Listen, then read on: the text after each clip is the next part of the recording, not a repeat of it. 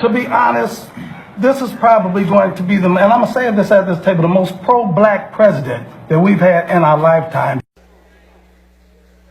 So had that asked me, I would have said, before you praise this president for being pro-black, before you praise this president for caring about ethnic communities and marginalized populations, do your homework. Well, some of y'all didn't do your homework. They didn't do their homework. So let me tell you just a little bit of research, not just him personally, but also some of his policies. Perhaps before they went and sat at this table, they should have done their homework. Because if they had done their homework, they would have known that President Trump has ramped up mass incarceration by instructing Attorney General Jeff Sessions to revitalize the war on drugs. They would have known that of the 87 picks for federal judges, 85 have been white and just one has been black and one has been Hispanic. They would have known that President Trump supported the Department of Justice engaging in unlawful voter purges, making it difficult for blacks to go and vote. They would have known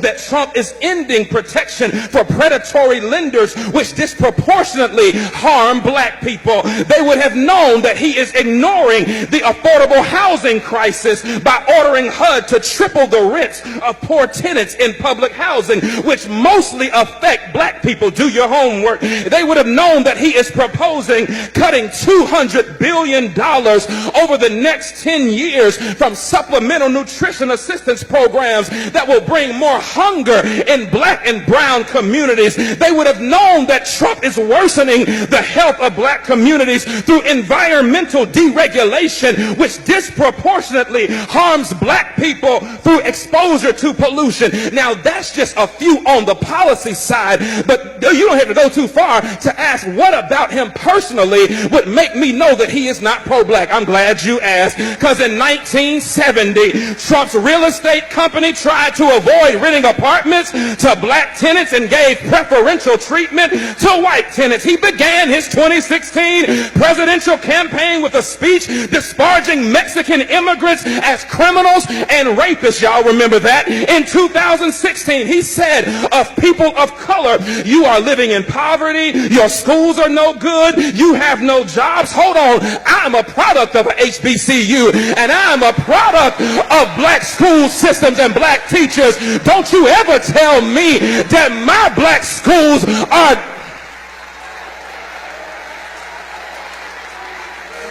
Hold on, I ain't done. He says you have no jobs, so what do you have to lose from electing me? In 2017, Trump said 15,000 recent immigrants from Haiti all have AIDS, and 40,000 Nigerians once seeing the United States would want to go back to their huts in Africa. He spent years suggesting that the nation's first black president was not a citizen of these United States. He called Puerto Ricans who's criticized his administration's response to Hurricane Maria. He called them politically motivated ingrates.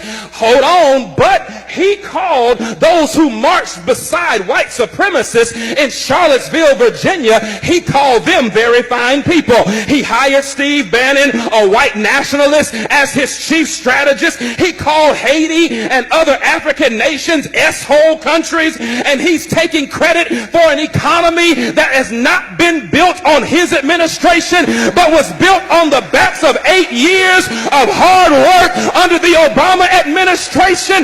Negroes, please, don't you come up in here talking about this is the most pro-black president that you have ever seen, when the record suggests that he cares nothing about people of color.